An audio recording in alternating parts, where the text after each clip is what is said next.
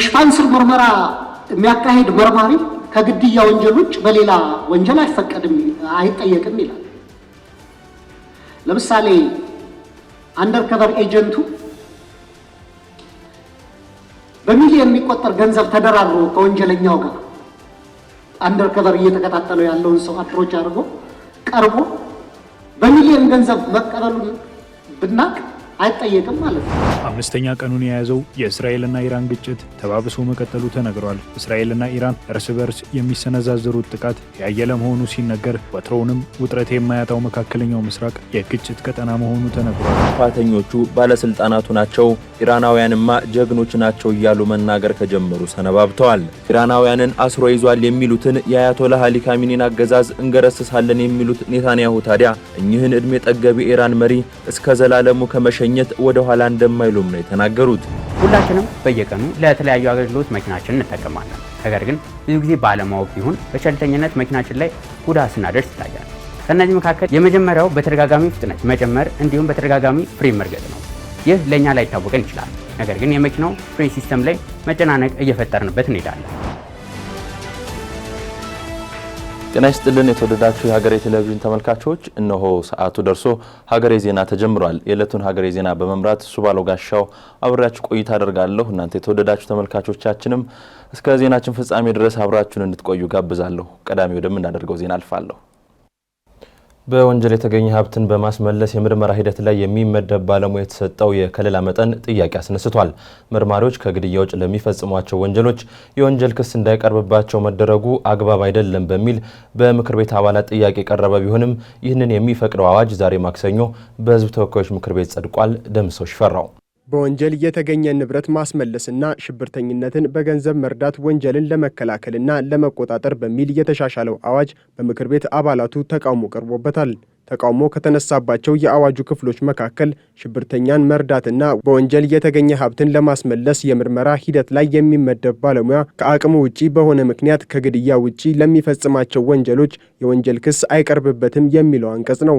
ይህ የአዋጁ አንቀጽ የጸጥታ አካላት ወይም በምርመራ ሂደት ላይ ለሚሳተፉ ባለሙያዎች ገደብ የሌለው ስልጣን የሚሰጥና በተጠርጣሪዎች ላይ የሰብአዊ መብቶች ጥሰት እንዲፈጸም በር ከፋች ነው ሲሉ የምክር ቤት አባላት አንቀጹ እንዲሻሻል ጥያቄ አቅርበዋል። በሽፋን ስር ምርመራ የሚያካሂድ መርማሪ ከግድያ ወንጀል ውጭ በሌላ ወንጀል አይፈቀድም አይጠየቅም ይላል። ለምሳሌ አንደርከቨር ኤጀንቱ በሚሊዮን የሚቆጠር ገንዘብ ተደራድሮ ከወንጀለኛው ጋር አንደርከቨር እየተከታተለው ያለውን ሰው አፕሮች አድርጎ ቀርቦ በሚሊዮን ገንዘብ መቀበሉን ብናቅ አይጠየቅም ማለት ነው። ቶርቸር ቢፈጽም ኢሰባዊ የሆነ አያያዝ ቢፈጽምበት በዚያ ሰው ላይ አይጠየቅም ማለት ነው። ስለዚህ መሆን ያለበት ምንድነው? የሰብአዊ መብቶችና በኢትዮጵያ በፈረመቻቸው ዓለም አቀፍ ድንጋጌዎች ላይ የተካተቱ ወንጀሎችን አለመፈጸሙ አንድ፣ ሁለተኛ አክቱ ደግሞ ሰልፍ ዲፌንስ መሆኑ ድርጊቱ ራስን የመከላከል መሆኑ ታይቶ እንጂ ያልተገደበ ስልጣን መስጠት ለነዚህ መርማሪ አካላት የዜጎችን መብት በከፍተኛ ሁኔታ የሚጋፋ ነው ብዬ አስባለሁ። ኦሬዲ ከመግደል ውጭ ያሉትን የፈልገውን ነገር እንዲፈጽም እድል እየሰጠ ነው። በዱላ እየቀጠቀጠ ምርመራ አካሄዳለሁ ቢል መብቱ ነው ማለት ነው።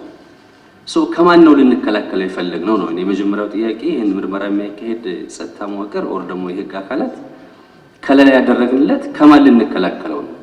ምን እንዳይደርስበት ሰጥተን ነው።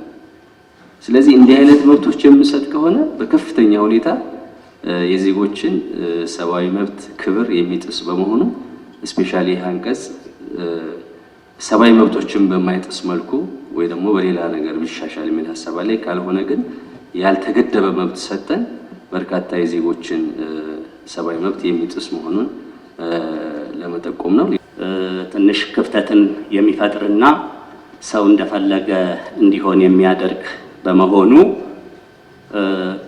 መብቱን መዘርዘር ነው። እነዚህን እርምጃዎች መቼም አንድ ጸጥታ አስከባሪ በጸጥታ ማስከበር ስራ ላይ እያለ የተሰጠው መብት አለ። ምን ያህል እስከምን እርምጃ መውሰድ እንደሚችል እሱን መብት ካስቀመጥን በኋላ እሱን ለዛ ሰው እንደ ወንጀል ባንቆጥር ጥሩ ነው።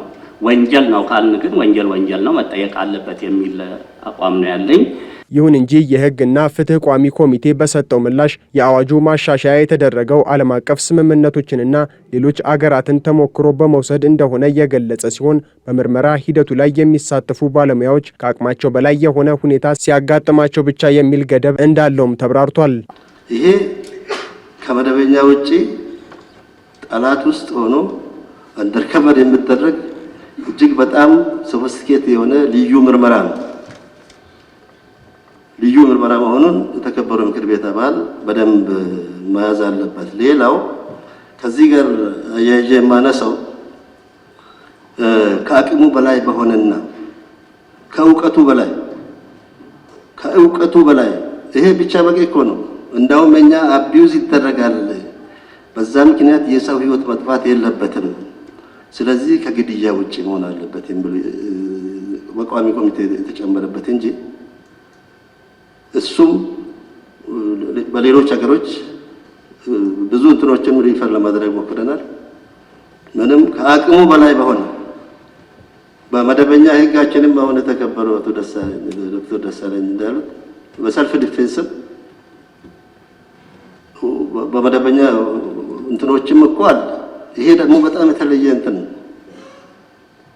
ባይዘው እነዚህ ድንጋጌዎች ምን ያህል ኢትዮጵያ ከፈረመቻቸው ዓለም አቀፍ ስምምነቶች ጋር የተጣጣመ መሆኑን ነው ተብሎ የተጠየቀውን ጥያቄ ከዚህ ጋር ማት ያስፈልጋል። አዋጁ ከዚህ በተጨማሪም የምርመራ ባለሙያዎቹ አጠራጣሪ ነው ብለው ያመኑትን ግብይት ያለ ፍርድ ቤት ፈቃድ ለ7 ቀናት የማገድ ስልጣን የሚሰጥ በመሆኑ ተቃውሞ የቀረበበት ቢሆንም በ3 ተቃውሞና በ1 ድምፅ ተአቅቦ በከፍተኛ ድምፅ ጸድቋል። በማዕከላዊ ኢትዮጵያ ክልል የመሰረተ ልማት ችግር ለቱሪዝም ዘርፉ መሰናክል መሆኑ ተገለጸ።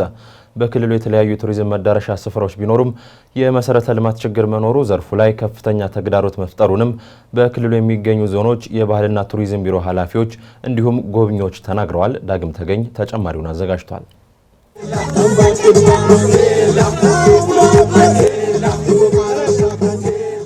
በማዕከላዊ ኢትዮጵያ ክልል የተለያዩ የቱሪዝም መዳረሻ ስፍራዎች ይገኛሉ። ክልሉ የአንበሳ የአቦ ሸማኔና የጉማሬ መኖሪያ ከሆነው የግቤ ሸለቆ ብሔራዊ ፓርክ፣ መጨፈራ ሐይቅ፣ የስልጤ አባያ ሐይቅ፣ የአርቶ ፍልውሃና ውብ መልክዓ ምድሮች፣ ወንዞችና ፏፏቴዎች እንዲሁም የተለያዩ ብሔረሰቦች የበዓል ማዕከሎች መገኛ ነው። ብዙ ቱሪስቶችን ቀልብ መሳብ የሚችሉ መዳረሻዎች ያሉት ይኸው አካባቢ የመሰረተ ልማት ችግር በመኖሩ በቱሪዝም ዘርፉ ላይ ከፍተኛ ተግዳሮት መሆኑን በክልሉ የሚገኙ ዞኖች የቱሪዝም ቢሮ ኃላፊዎች ጎብኚዎች ተናግረዋል። በሃላባ ዞን የሚገኙ የቱሪስት መስህቦች የመሰረተ ልማት ችግር በመኖሩ ቱሪስቶች እየጎበኙት አለመሆኑን የተናገሩት በሃላባ ዞን የባህል ቱሪዝም የባህል ቅርስ ቡድን መሪ ሙሉመቤት ሶደኑ ናቸው። እንደ ቡድን መሪዋ ገለጻ የአርቶ ፍልውሃን ጨምሮ ሌሎች የቱሪስት መስህቦች ቢኖሩም የመንገድ አለመኖርና የተስተካከለ የእንግዳ ማረፊያ አለመኖርን እንደ ምክንያትነት አንስተዋል። ቱሪስቶች እንዳይጎበኙት እየሆነ ስለመሆኑ እንደ ምክንያትነት አንስተዋል። መሰረተ ልማት ማሟላት የሚቻል ከሆነ ከፍተኛ ቁጥር ያላቸው ቱሪስቶች መዳረሻ መሆን እንደሚቻልም ተናግረዋል።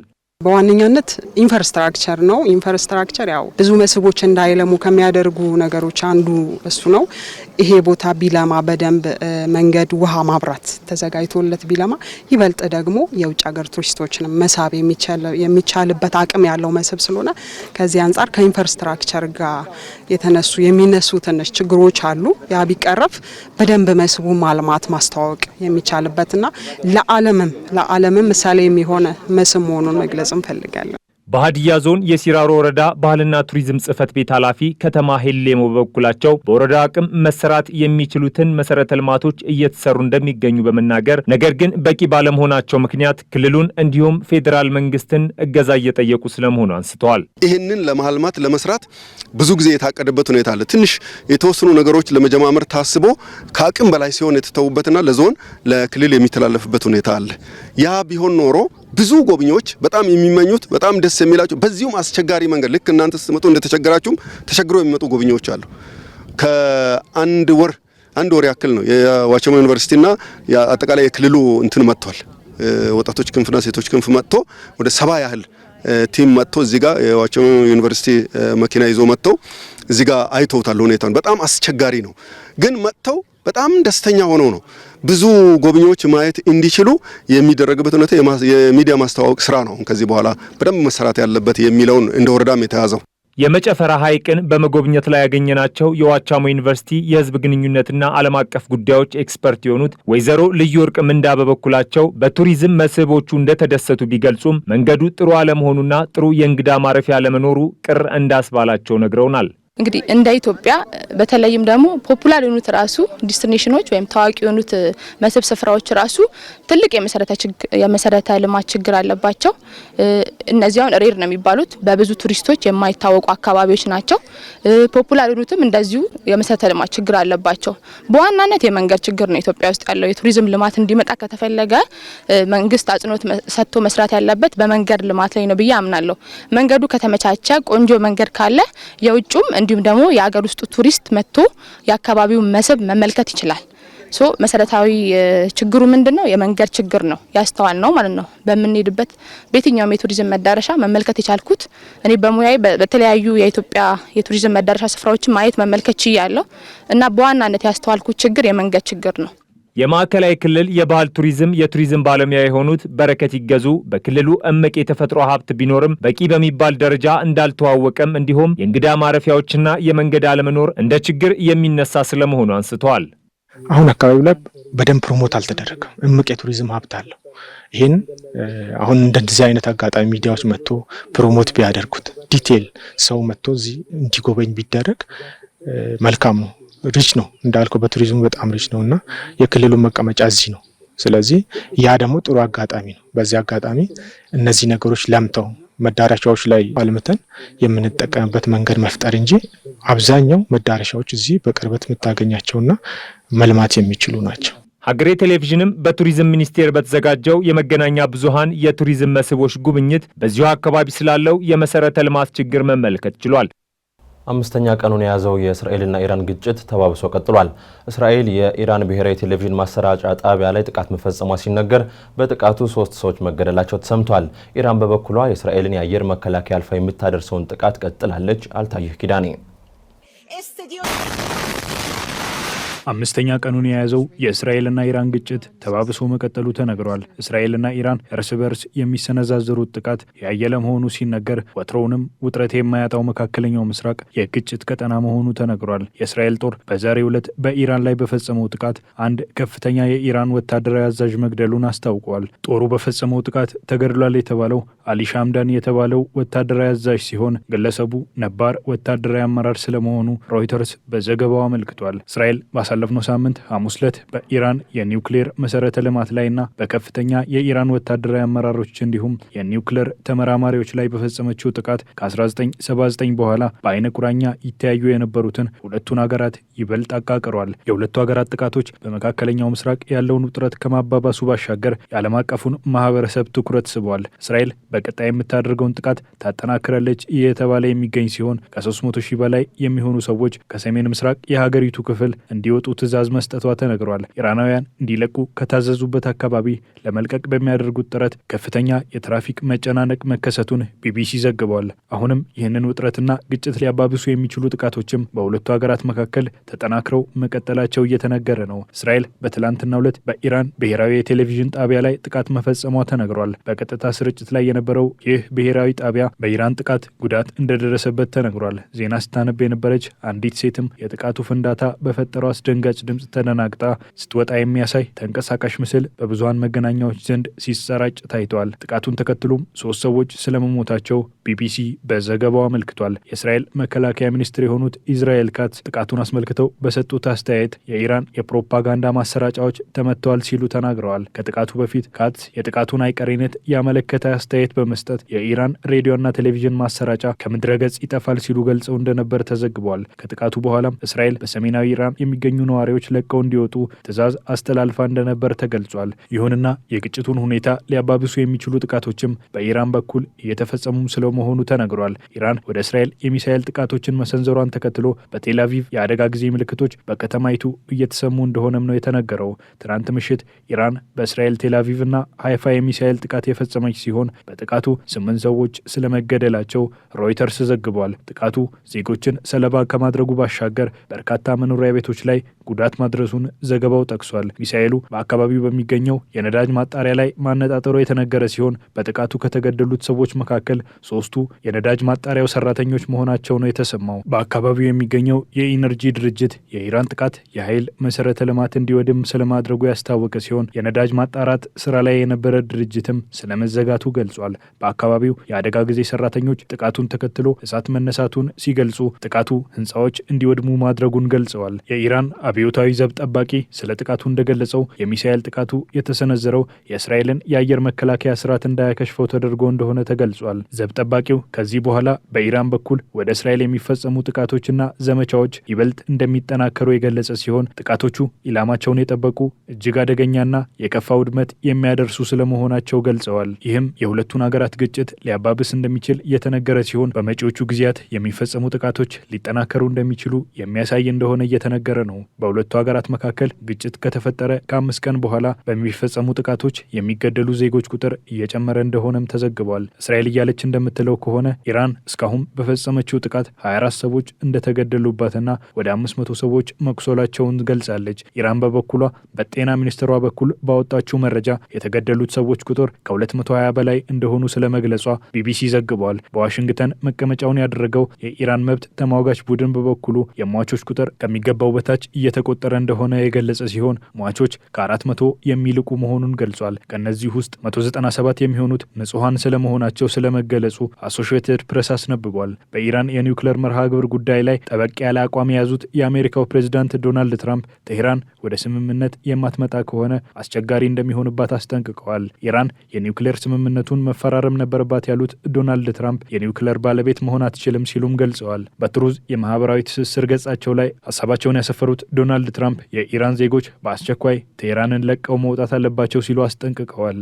የኢራኑን ጠቅላይ መሪ አያቶላህ አሊ ካሚኒን መግደል ጦርነቱን እንደሚቋጭ የእስራኤሉ ጠቅላይ ሚኒስትር ቤንያሚን ኔታንያሁ ተናግረዋል። ማድረግ የሚገባንን እያደረግን ነው ያሉት ጠቅላይ ሚኒስትሩ በመሪው ግድያ ዙሪያ ከአሜሪካው ፕሬዚዳንት ዶናልድ ትራምፕ ጋር የሀሳብ ልዩነት እንዳላቸው አረጋግጠዋል። ተጨማሪ አለን። They tried to assassinate President Trump twice. They tried to kill me twice. They actually had their proxies shoot a drone right into my bedroom window. እኔን 2 ጊዜ ሊገድሉኝ ሞክረዋል። ድሮን ልከው የመኖሪያ ቤቴን መስኮት ሳይቀር ሰብረዋል። እነዚህ ሰዎች ስለ ሰላም ያወራሉ እንጂ ተግባራዊ አያደርጉትም። ፕሬዚዳንት ትራምፕን ሳይቀር ለመግደል ሙከራ ያደረጉ ናቸው።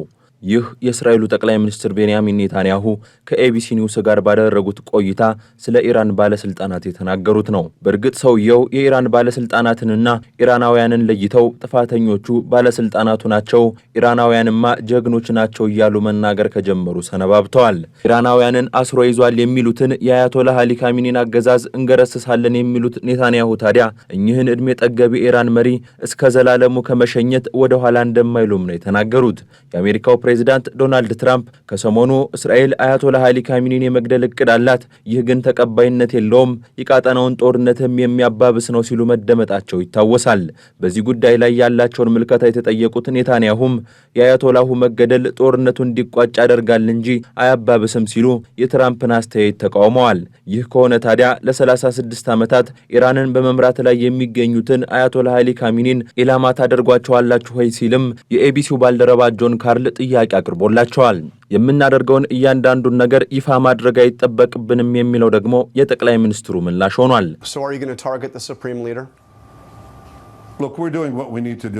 ማድረግ የሚገባን ነገር እያደረግን ነው። ሁሉንም ነገር በዝርዝር ወደ መናገር አልገባም። ቁንጮ የኒውክሌር ተመራማሪዎቻቸውን ኢላማ ውስጥ አስገብተን ተሳክቶልናል። የሂትለር የኒውክሌር ቡድን አባላትን ድባቅ መተናቸዋል። በሌላ በኩል አሁንም ስራችንን ቀጥለናል።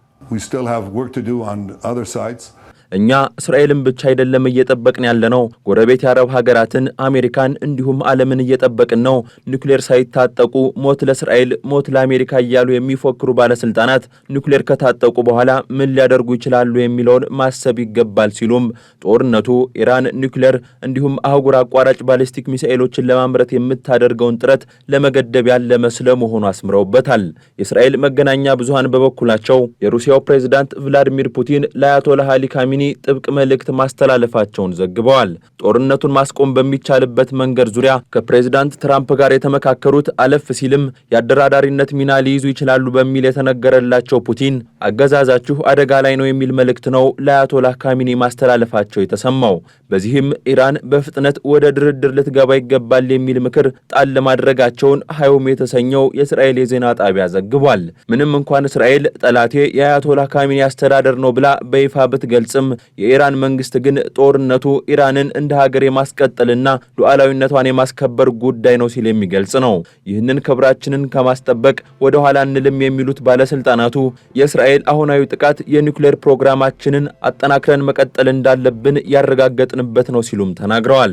የኢራን ሃይማኖታዊና ፖለቲካዊ መሪ የሆኑት አሊ ካሚኒ የሁሉም ነገር ፈላጭ ቆራጭ መሆናቸው ይነገራል። ምንም እንኳን ካቢኔ ማቋቋምና አስፈጻሚውን አካል የመምራት ሚናው የፕሬዝዳንቱ ቢሆንም በኢራን ውስጥ የምትከናወን እያንዳንዷ ነገር በአያቶላሁ ፍቃድ ታገኝ ዘንድ ግድ የሚል ነው።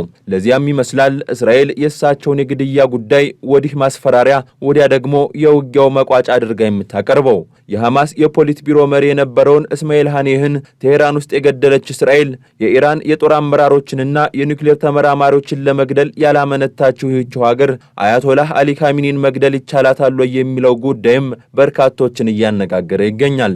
የእስራኤል መከላከያ ኃይል ይፋ ያደረገውና በጦርነት ጊዜ የኢራንን ሰራዊት መምራት የሚያስችላቸው ስልጣን ያላቸው አለፍ ሲልም ለአያቶላህ ካሚኒ እጅግ ቅርብ እንደሆነ የሚነገርላቸው ሜጀር ጀነራል አሊ ሻድማኒ እንደተገደሉ የሚገልጸው መረጃ ደግሞ የእስራኤል የግድያ ጽዋ በአያቶላህ ካሚኒ ደጃፍ እያቃጨለ ስለመሆኑ ማረጋገጫ ተደርጓል። አጠገባቸው የነበሩ በርካታ የጦር ጀነራሎች የተገደሉባቸው ካሚኒ በሕይወትና በሞታቸው መካከል የቆመው አሜሪካ ለግድያቸው የምትሰጠው ፍቃድ ስለመሆኑም በርካቶች እየተናገሩ ይገኛሉ። የሂዝቦላሁ መሪ ሐሰን ናስራላህ ሊባኖስ ውስጥ ከተገደሉ በኋላ እጅግ ከፍተኛ ጥበቃ ወደሚደረግለትና ከእይታ ውጭ ወደ ሆነ ቦታ እንደተዘዋወሩ የሚነገርላቸው ከዚህ ወጣ ባሉና ካሜራ ፊት በቀረቡ ቁጥርም ለጠላቶቻችን አንተኛም ሲሉ የሚደመጡት አያቶላህ አሊ ካሚኒ ግን ለእስራኤል ዛቻም ሆነ ለፑቲን ምክር ምን አይነት ምላሽ እንደሰጡ ይህ ዘገባ እስከተጠናቀረበት ጊዜ ድረስ አልተሰማም። ሀገሬ ዜና እንደቀጠለ ነው። የተወደዳችሁ ተመልካቾቻችን፣ አሁን ደግሞ ወደ አጫጭር መረጃዎች እናልፋለን።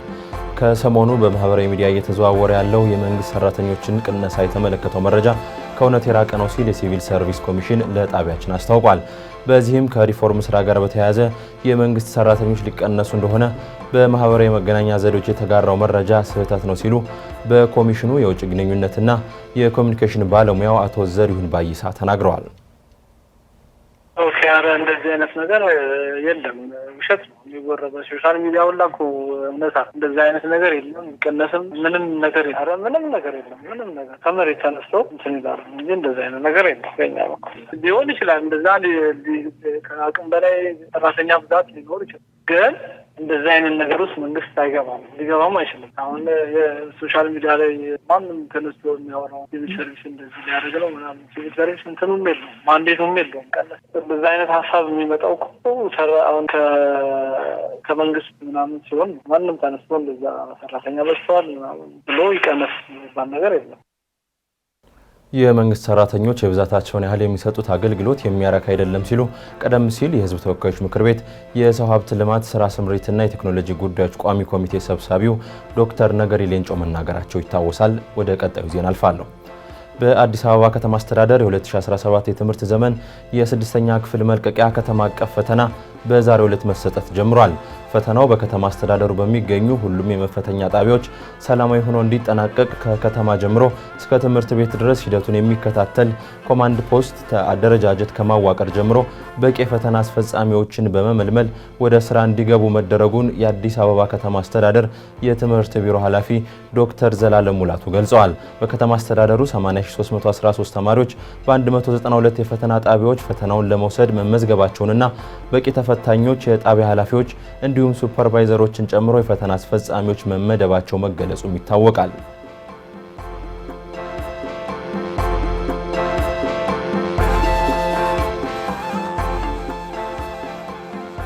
ነባር አሰራሮችን የምርትና አገልግሎት ሂደቶችን እንዲሁም ምርቶችን በሳይንሳዊ መንገድ በመቀየር ሰዎች ህይወታቸውን በተሻለ መንገድ እንዲመሩ ያደርጋል የተባለው የስታርታፕ ረቂቅ አዋጅ ለቋሚ ኮሚቴ ተመራ።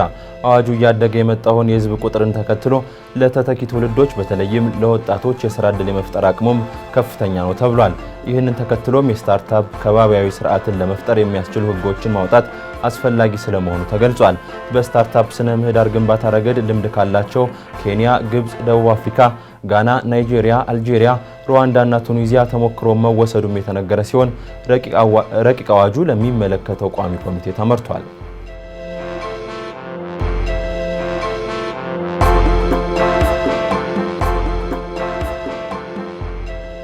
የኡጋንዳው ፕሬዝዳንት ዮዌሪ ሙሴቬኒ ንጹሃን ዜጎች በአንዳንድ ሁኔታዎች ላይ በወታደራዊ ፍርድ ቤት የሚዳኙበትን የህግ ማሻሻያ ፈርመዋል። ከዚህ ቀደም የዚህ አይነትን የፍርድ ሂደት የሚፈቅድ ህግ የህገ መንግስታዊ ነው በሚል የሀገሪቱ ጠቅላይ ፍርድ ቤት ውሳኔ የሰጠበት ሲሆን ከፍርድ ቤት ውሳኔ በፊት ንጹሃን ዜጎች እንደ ጦር መሳሪያና ወታደራዊ ደንብ ልብስ ይዘው ከተገኙ የፍርድ ሂደታቸው በወታደራዊ ፍርድ ቤት ይታይ እንደነበር ተገልጿል። የመብት ተሟጋቾች ህጉ የመንግስትን ተቾች ለማሳደድ ጥቅም ላይ ይውላል በሚል ቅሬታ ቢያቀርቡም የህዝብ ተወካዮች ምክር ቤት አባላት ግን ማሻሻያውን አጽድቀዋል። ዜጎች የውትድርና መገልገያ ቁሳቁሶችን ይዘው ከተገኙ ተላልፈው ይሰጣሉም ተብሏል። ፕሬዝዳንቱ ወታደራዊ ፍርድ ቤቶችን በመደገፍ ያለምንም ልዩነት ሰዎችን በመሳሪያ እየገደሉ ያሉ ወንጀለኞችንና አሸባሪዎችን አደብ ያስይዛል ማለታቸውን አፍሪካን ዴይሊ ኒውስ ዘግቧል።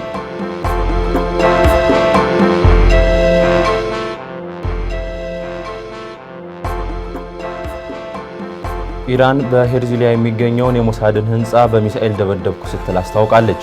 ከቴል አቪቭ በስተሰሜን የሚገኘውን የሞሳድ ህንፃ በሚሳኤል መምታቱን የኢራን ወታደራዊ ኃይል ነው ያስታወቀው። የሚሳኤል ጥቃት መፈጸሙን የሩሲያው ስፑትኒክ የዜና አገልግሎትና አልማያዲን ቴሌቪዥንን ጨምሮ ሌሎች የሚዲያ ምንጮች ዘግበዋል። ሚሳኤሉ በቀጥታ ህንፃውን ኢላማ ያደረገ ሲሆን በእስራኤል በኩል እስካሁን በይፋ የተረጋገጠ ነገር የለም።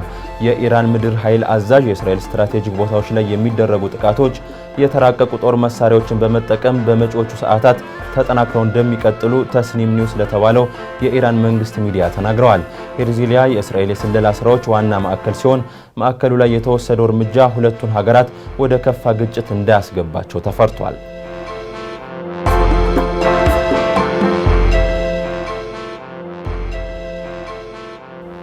ህንድና ቻይና ዜጎቻቸው ከሰሞኑ በጦርነት ላይ ካሉት እስራኤልና ኢራን በፍጥነት ለቀው እንዲወጡ አሳሰቡ።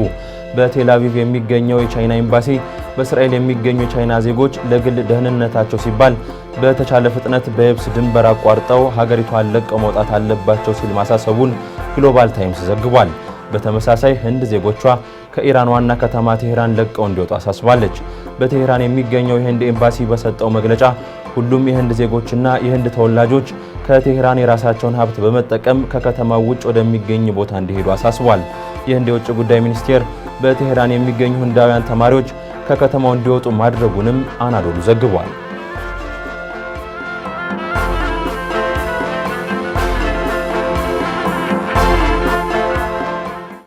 ከአትክልትና ፍራፍሬዎች ይልቅ ስጋን ማዘውተር ለአንጀት ካንሰር ተጋላጭ ሊያደርግ እንደሚችል የሕክምና ባለሙያዎች ይናገራሉ። የሆድ ህመም ምክንያቱ ያልታወቀ የክብደት መቀነስ እንዲሁም የድካም ስሜት የህመሙ ምልክቶች መሆናቸውም ይነገራል። የዛሬው የጤና አዳም ጥንቅራችን ትኩረትም ይሄው ጉዳይ ነው።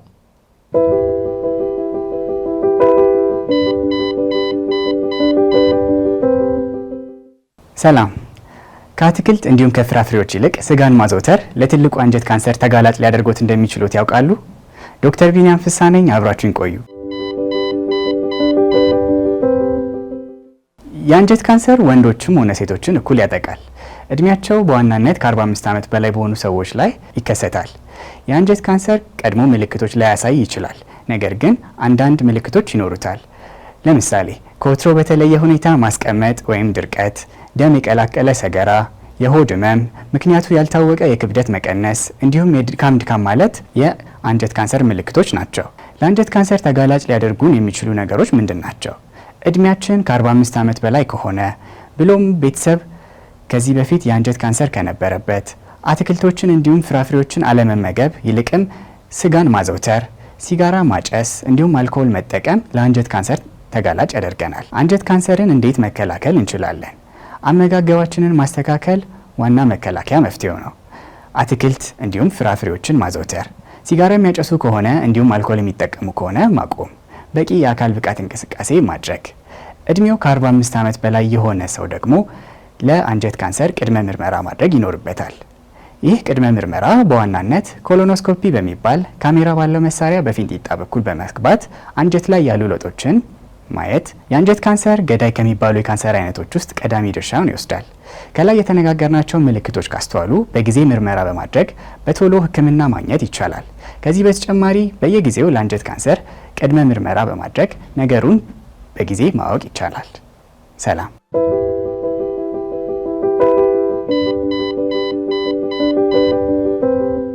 የመኪና ባለቤቶች በማወቅም ይሁን ባለማወቅ የመኪናቸውን ጤንነት ሲጎዱ ይታያሉ። ይህም ላልተፈለገ ወጪና እንግልት ይዳርጋል። እነዚህ ልምዶች ምንድናቸው? እንዴትስ ነው ማስወገድ የሚቻለው የሚለውን በተመለከተ የአውቶሞቲቭ ባለሙያው ተከታዩን አዘጋጅቷል።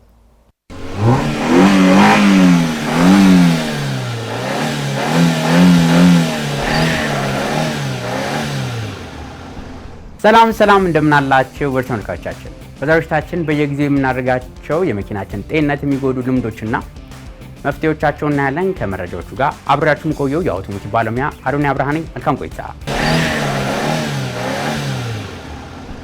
ሁላችንም በየቀኑ ለተለያዩ አገልግሎት መኪናችንን እንጠቀማለን። ነገር ግን ብዙ ጊዜ ባለማወቅ ይሁን በቸልተኝነት መኪናችን ላይ ጉዳት ስናደርስ ይታያል። ከነዚህ መካከል የመጀመሪያው በተደጋጋሚ ፍጥነት መጨመር እንዲሁም በተደጋጋሚ ፍሬን መርገጥ ነው። ይህ ለኛ ላይ ታወቀን ይችላል። ነገር ግን የመኪናው ፍሬን ሲስተም ላይ መጨናነቅ እየፈጠርንበት እንሄዳለን። ይህ በሚሆንበት ጊዜ የመኪናው ፍሬን ሸራ፣ የፍሬን ዲስክ እንዲሁም የፍሬን ዘይት ላይ ሙቀት ይፈጠራል። ከዚህ በተጨማሪ ደግሞ የፍሬን ሲስተሙ ያለ እድሜው እንዲያጠር ያደርገዋል። ታዲያ ይህ እንዳይሆን ምን ማድረግ እንችላለን? የመጀመሪያው ነገር የተረጋጋ የማሽከርከር ሂደትን መከተል አለብን። ሁለተኛው ደግሞ ርቀታችንን ጠብቀን ማሽከርከር ለመኪናችን ጤና ወሳኝ ነው። ሌላኛው መኪናችን ሳናውቅ የምንጎዳበት ደግሞ እጃችንን የመኪናችን ማርሽ መቀየሪያ ላይ ማስደገፍ ነው። በተለይ ማኑዋል ማርሽ የተገጠመላቸው መኪኖች የምናሽከርከር ከሆነ ብዙ ጊዜ እጃችንን ማርሽ ላይ አስደግፎ ማሽከርከር የተለመደ ነው። ይህም ስንመለከተው ያን ያህል ጉዳት ያለው ላይመስል ይችላል። ነገር ግን የመኪናው ትራንስሚሽን ውስጥ ሰሌክተር ፎርክ የሚባል ነገር አለ። እጃችንን ያለ አግባብ ማርሹ ላይ የማስቀመጥ የምናዘውትር ከሆነ ይህ ዕቃ ያለ ዕድሜው እንዲበላሽ ያደርገዋል። ሶስተኛው ደግሞ የመኪናችን ዳሽቦርድ ላይ ቼክ ኢንጂን ላይት ሲመጣ በጊዜው መኪናውን አለማስመርመር ነው። የመኪናው ቼክ ኢንጂን ላይት በሚበራበት ጊዜ የተለያዩ ምክንያቶችን ሊነግረን ይችላል። የመጀመሪያው ምክንያት በደንብ ያልተከደነ የነዳጅ መክደኛ ክዳን ሊሆን ይችላል። ሁለተኛው ደግሞ በመኪናው ኢንጂን ውስጥ ሚስፋየር የሚያደርግ ሲሊንደር ሊኖር ይችላል።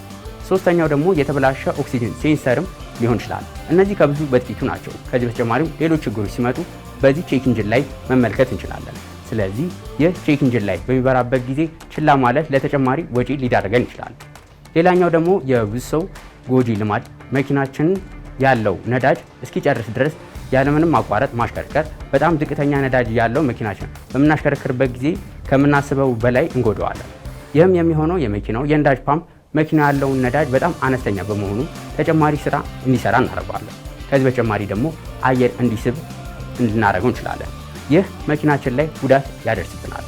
ሌላኛው ደግሞ ብዙ ሰው የማያስተውለው ነገር መኪናችን በተለይ በጧት ላይ ወዲያውኑ አስነስተን መጓዝ ተገቢ ያልሆነ ማለት ነው። መኪናችን በተለይ በጧት አስነስተን ከመንቀሳቀሳችን በፊት ሞተሩን መሞቅ፣ ሞተሩ ውስጥ ያለው ዘይት በደንብ የሞተሩን የተለያዩ ቦታዎች ላይ በመግባት ዘይቱን በደንብ እንዲያለሰልስ፣ ሞተሩ ውስጥ ያሉትን ነገሮች ያለ ችግር እንዲሰራ እንዲያከናውን ይችላል። ነገር ግን ይህንን ካላደረግን ሞተሩ ያለ ዕድሜው እንዲበላሽብን ልናደርግ እንችላለን። ለዛሬ ይዤላችሁ የቀረቡት መረጃ ይህን ይመስል ነበር። በቀጣይ ሌሎች ከመኪና ጋር በተገናኙ መረጃዎች እስከምንገናኝ ድረስ መልካም ሁሉ ተመኘው።